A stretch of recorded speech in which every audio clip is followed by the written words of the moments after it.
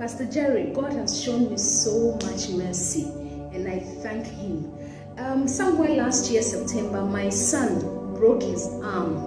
A colleague of his pushed him in school, and he hit the ground and dislocated his elbow. His elbow cup shifted, the bone here shifted, and it was so terrible. So, we Africans, I was advised to take him for herbal treatment, which of course I did. And fortunately, only the wound in the arm got healed, but the bone couldn't go back to where it was. So his arm became short like this. He couldn't stretch his arm.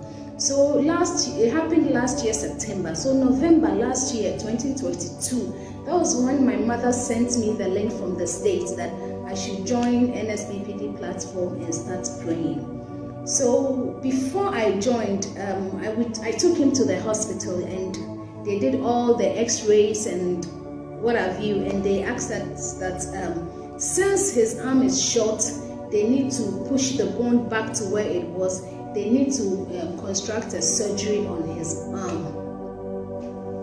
I was scared, because what they told me was they had to cut the skin open and break the arm again for it to be straight and push the cup back again. We were scheduled for the surgery. That was last year, December 2022. So after I joined NSPPD in November, I still went to the hospital, and seeing people's testimonies, witnessing with my own eyes and my own ears, and I was praying along.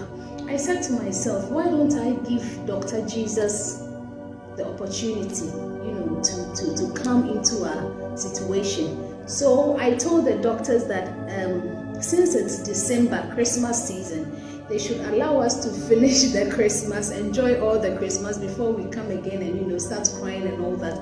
Which of course I had it at the back of my mind that I was not going, but I gave them that excuse and came on NSPPD platform. I was praying through to December. Then January, our 21 days fasting, I joined with full vim, Pastor Jerry. So when you ask us to raise our bottle of oil, anoint ourselves, I'll call my son and I'll smear some on his arm. Pastor Jerry, like joke. My son's hand is healed though. No surgery. Come and show it to them. See his bone. It's gone back. I don't know how. Now he can stretch his arm. His two arms are now straight, Pastor Jerry. Look, it was short like this, and it was stuck. It was stuck like this. He couldn't stretch, but now both arms are straight, and I am here with my son to give God all the glory. I just want to give my testimony, because what God cannot do does not exist. Pastor Jerry, on January 2020, they diagnosed me that I have leukemia of the bone. It has been a roller coaster for me and my family. Around December 2020, my daughter gave me this link of NSPPD, and I have been watching this link ever since. Pastor Jerry, the prayers and the testimony that I always see, I know that I myself will receive my own healing, and I will testify of the goodness of God in my life. Pastor Jerry, on September 27, 2021, you announced that morning in the morning prayer that the Lord has completed it, and I said amen. And you say we should write it all over that the Lord has completed it. That very day, on September 27, 2021, I was supposed to see a new doctor. And I know when I go to see a doctor, they will have to do a lot of lab work to draw blood and all these things.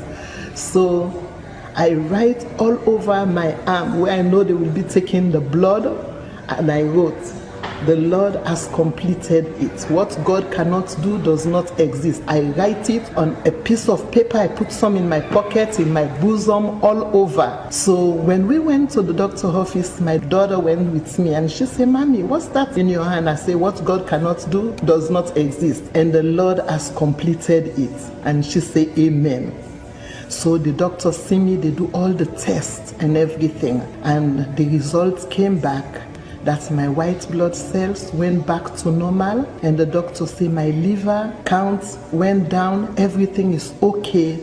And she says to me, she looked me right in my eyes and say, you will live a normal life like anybody else, and you will live longer. And I really did not want to keep this testimony because I don't want to lose my testimony.